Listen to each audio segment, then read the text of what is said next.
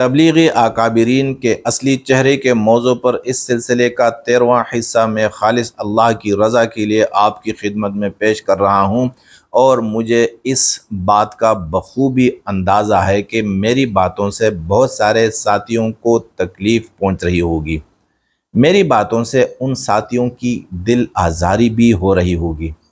مجھے اس بات پر ان سے معافی مانگنا چاہیے، اور میں ان سے معافی چاہتا ہوں، لیکن جس طرح میری باتوں سے انہیں تکلیف پہنچ رہی ہے، آپ یقین کیجئے کہ اس سے زیادہ تکلیف میری ہی باتوں سے مجھے ہی پہنچ رہی ہے۔ میں اسی بات کو رو رہا ہوں کہ یا اللہ، آخر مجھ جیسے بندے کو اس کی نوبت کیوں پیش آئی کہ مجھ جیسا بندہ اپنے ہی اکابرین کے بارے میں بولنے لگا ہے۔ ہمارے اکابرین کا مقام کتنا تھا؟ میری نظر میں ان کا مقام اتنا بڑا تھا کہ میرے لیے بغیر وضو کے ان کے نام لینا ایک گناہ تھا۔ میں ان کے نام وضو کے بغیر لینا ایک جرم تصور کرتا تھا، اور اللہ کی قسم میری پوری زندگی اس بات کی گواہ ہے کہ میں ان اکابرین کی زیارت کرنا، ان کی خدمت کرنا، ان کے مشوروں پر عمل کرنا اور ان کو سننا عبادت سمجھتا تھا۔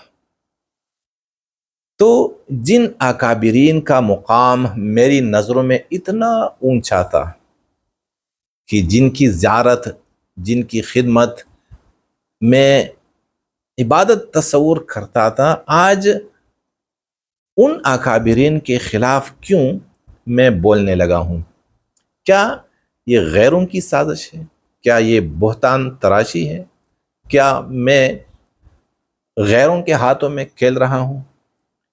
غلطی صرف میری ہی، اور کیا اس میں اکابرین کی بھی کوئی غلطی ہو سکتی ہے؟ اگر اکابرین کی غلطی ہے تو کیا مجھے یا مجھ جیسے بندوں کو خاموش رہنا بہتر ہے امت کے حق میں، یا خلاف بولنا بھی چاہیے؟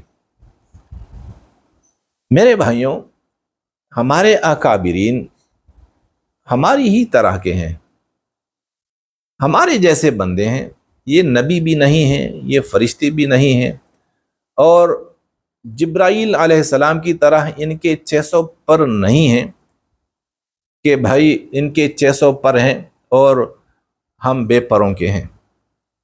جس طرح ہم ہیں اسی طرح یہ بھی ہیں۔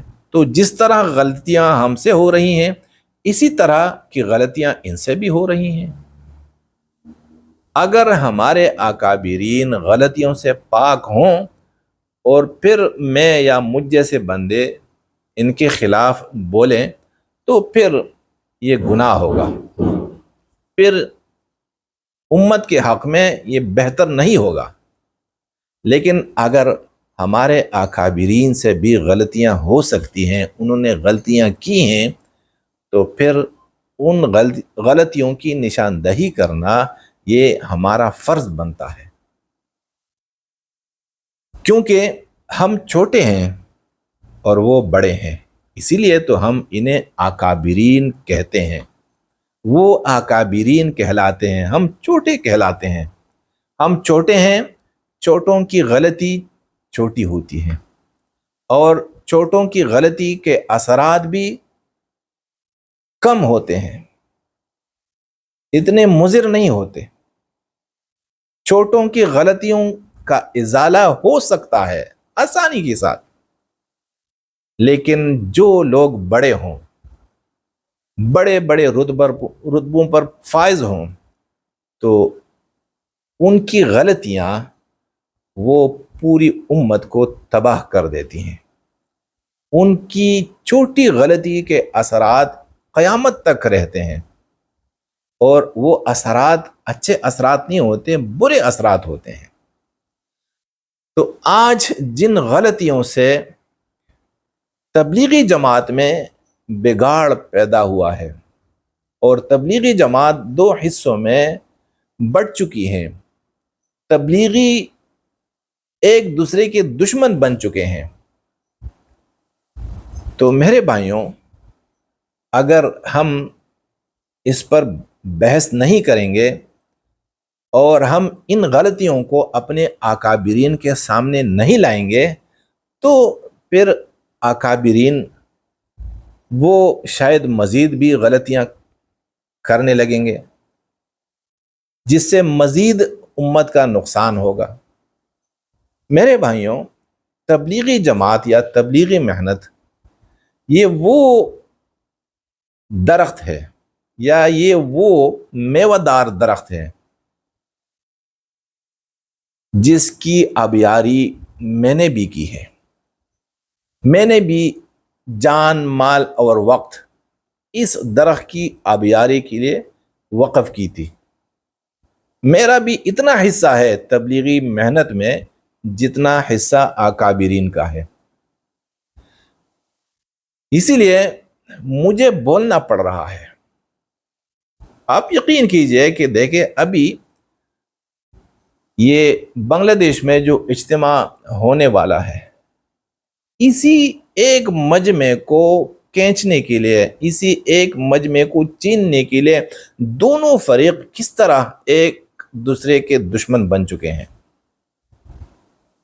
آپ کو اندازہ نہیں۔ آپ اٹھائیں یہ سوشل میڈیا، بنگلہ دیش کے علماء مولانا سعد کے خلاف پریس کانفرنس کرتے ہیں کہ بھائی مولانا سعد بنگلہ دیش نہیں آئیں گے، اور پھر مولانا سعد کے حمایتی وہ شورا کے جو اکابرین ہیں ان کے خلاف پریس کانفرنس کرتے ہیں، ان کے خلاف احتجاج کرتے ہیں، ان کے خلاف اپنی قوت کا مظاہرہ کرتے ہیں۔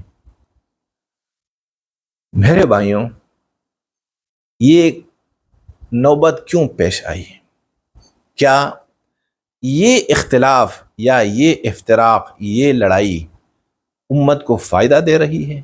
اگر ہم ان باتوں پر خاموش ہو جائیں گے، اگلی نسلیں ہمیں معاف نہیں کریں گی۔